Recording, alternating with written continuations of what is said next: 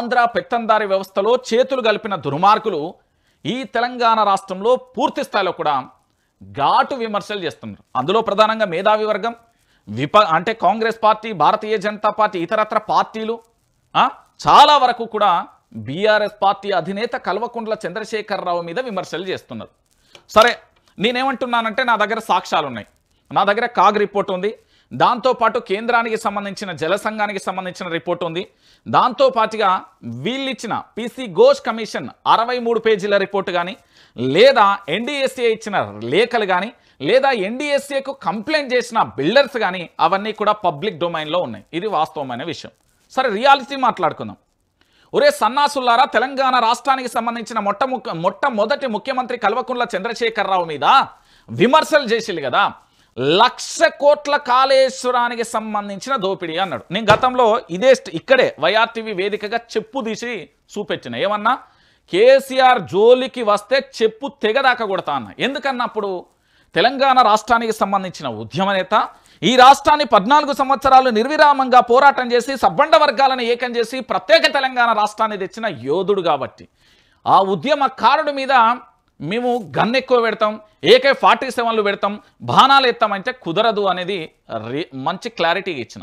త్వరలో రెండోది కూడా మంచిగా ఇవ్వబోతున్నా. ఈసారి 2 చెప్పులు పట్టుకుంటా. ఎందుకు అంటే కాళేశ్వరం 1,00,000 కోట్లకు పైన ఖర్చు ఎక్కడైందో ఒకటి చూపెట్టాలి.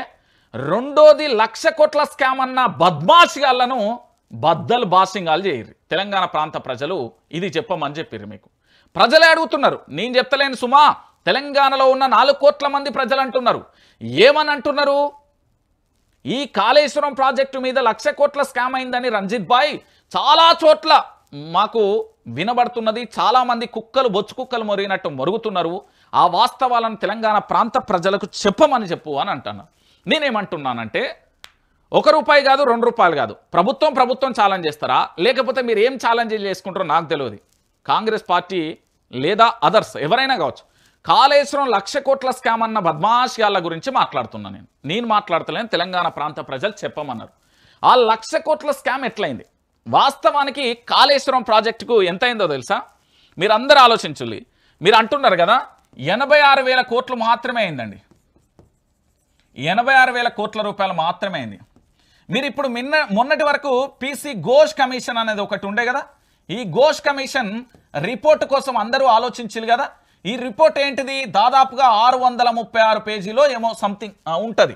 పీసీ ఘోష్ కమిషన్లో 63 పేజీలే తెర మీదకి తీసుకొచ్చింది కదా. ఈ 63 పేజీలలో ఎన్ని కోట్ల స్కామ్ ఉందో తెలుసా? 16 కోట్లట. ఈ 16 కోట్లైనా దేనికోసం?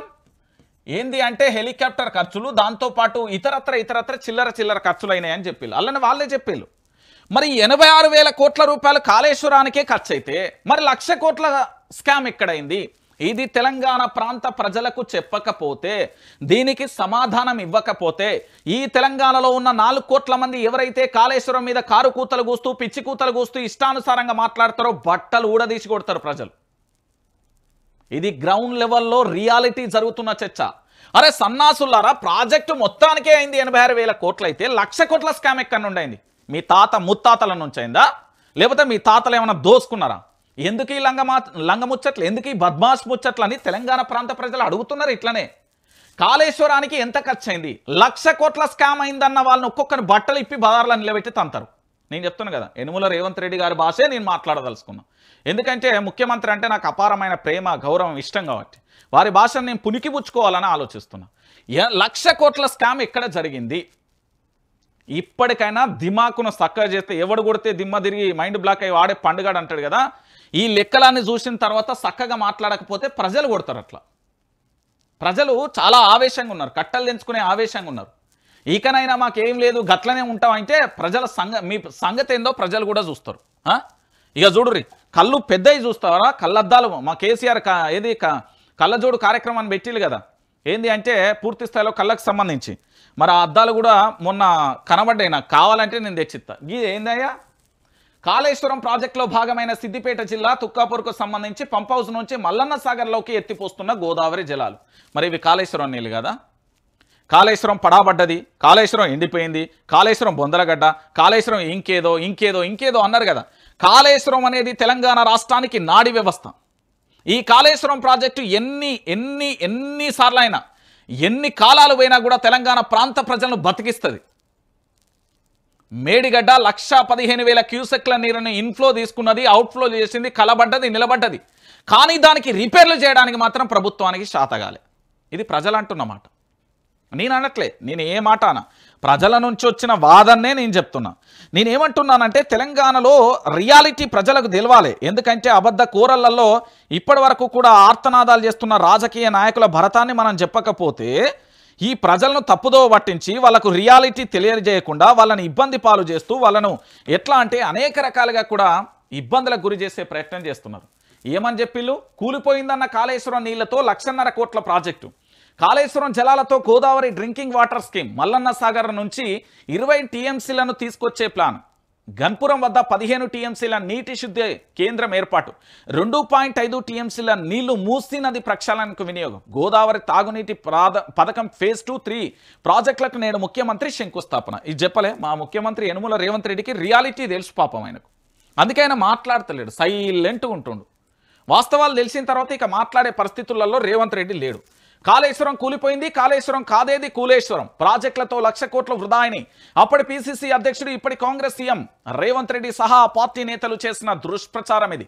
ఇలా కూలిందని ప్రచారం చేసిన కాళేశ్వరం ప్రాజెక్టు నీళ్లే 1,50,000 కోట్లతో చేపడుతున్న మూసీ పునర్జీవన పథకం కోసం రేవంత్ సర్కార్ తరలించబోతున్నది. కాళేశ్వరం ప్రాజెక్టులో భాగమైన మల్లన్న సాగర్ నుంచి 20 టీఎంసీల జలాలను మూసీకి మళ్లించే పనులకు నేడు శంకుస్థాపన చేయనున్నది అంటూ కూడా చెప్పిన పరిస్థితి కనబడుతున్నది. అర్థమైందా సారు? అర్థం కాలేదా? అర్థమవుతుందా రాజా? ఏం చెప్తున్నది ప్రాజెక్టు? కాళేశ్వరం ప్రాజెక్టుపై కాంగ్రెస్ ప్రభుత్వం చేస్తున్న దుష్ప్రచారం అంతా కూడా అంతా ఇంత కాదు.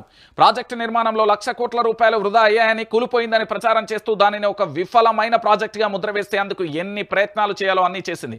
ఘోష్ కమిషన్ వేసింది. అసెంబ్లీలో అర్ధరాత్రి కాళేశ్వరంలో అక్రమాలు జరిగాయని ప్రకటించి సిబిఐ విచారణకు ఆదేశించింది. కానీ ఇప్పుడు అదే ప్రాజెక్టుపై ఆధారపడి 1,50,000 కోట్ల రూపాయల మూసీ సుందరీకరణ ప్రాజెక్టుకు శ్రీకారం చుట్టింది. కాళేశ్వరం ప్రాజెక్టులో అంతర్భాగమైన మల్లన్న సాగర్ నుంచి 20 టీఎంసీల జలాలను మూసీకి తరలించేందుకు పనులకు రేవంత్ రెడ్డి కొబ్బరికాయ కొట్టేందుకు సర్వం సిద్ధమైంది.